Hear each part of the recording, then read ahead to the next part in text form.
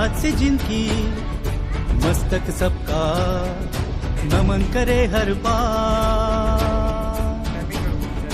वही हमारे लोह पुरुष है, वही अमर सरदार। याद से जिनकी मस्तक सबका नमन करे हर बार। वही हमारे लोह पुरुष है, वही अमर सरदार। एक सूत्र कर दिया देश को, तोड़ी हर दीवार। वही हमारे लोह पुरुष है, वही अमर सरदार। वही अमर सरदार, वही अमर सरदार, वही अमर सरदार। वही अमर सरदार, वही अमर सरदार, वही अमर सरदार।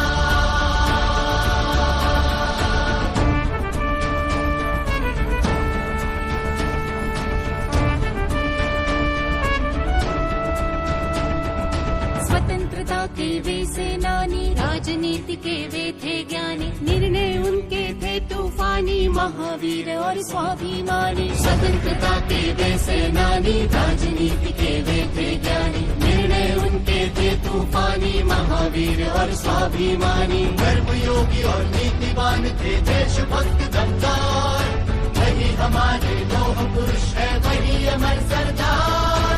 वही अमर सरदार, वही अमर सरदार, वही अमर सरदार।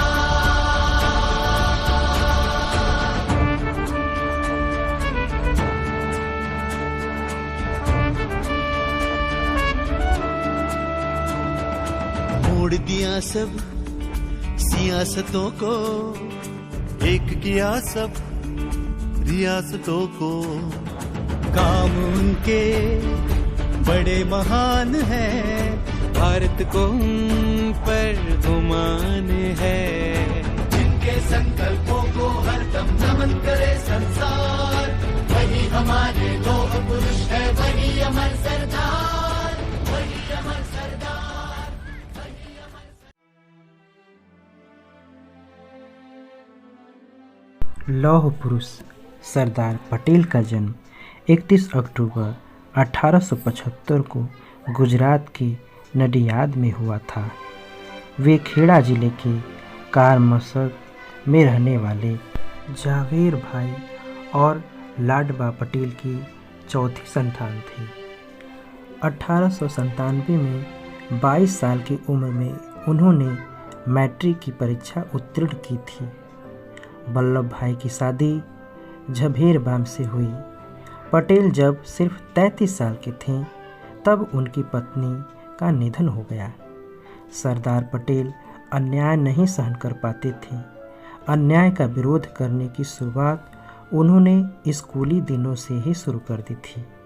नडियाद में उनके स्कूल के अध्यापक पुस्तकों का व्यापार करते थे और छात्रों को बाध्य करते थे कि पुस्तकें बाहर से न खरीदकर उन्हीं से खरीदें।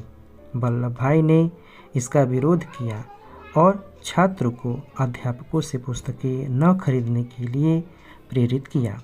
परिणाम स्वरूप अध्यापकों और विद्यार्थियों में संघर्ष छिड़ गया। 5 से 6 दिन स्कूल बंद रहा। अंत में जीत सरदार की हुई। अध्यापकों की ओर से पुस्तकें बेचने की प्रथा बंद हुई।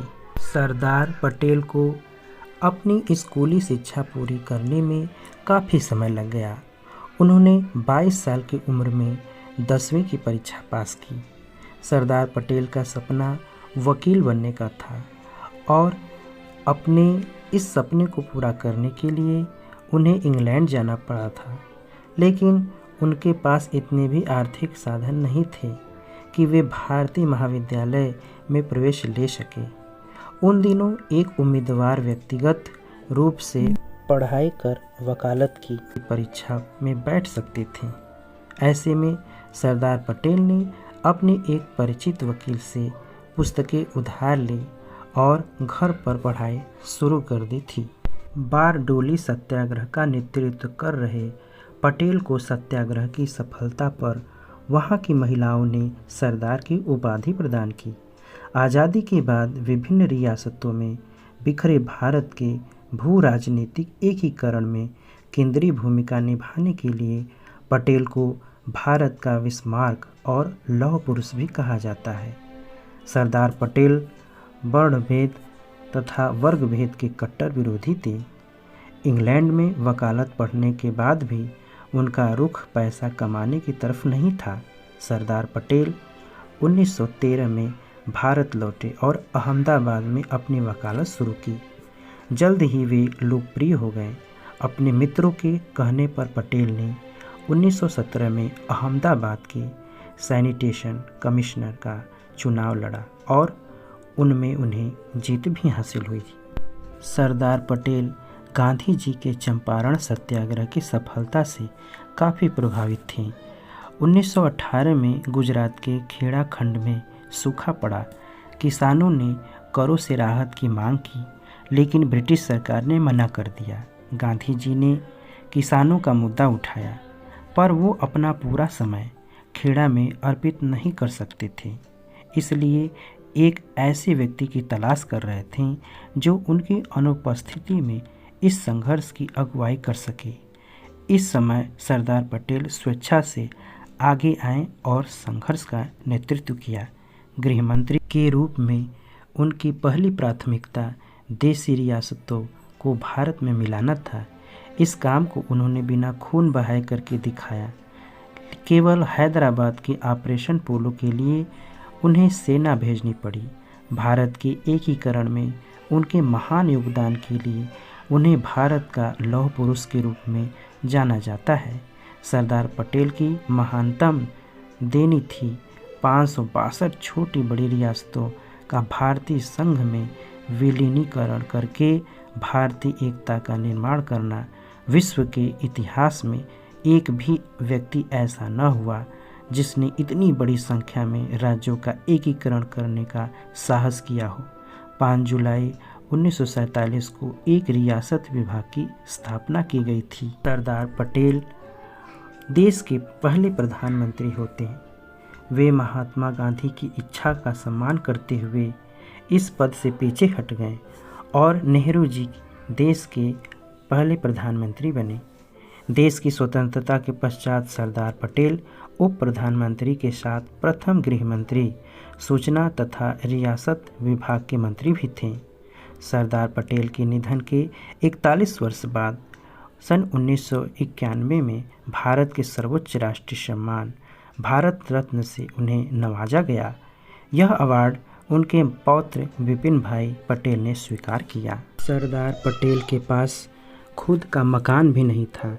वे अहमदाबाद के एक मकान में रहते थे और अंत में 15 दिसंबर सन 1950 को मुंबई में निधन हो गया।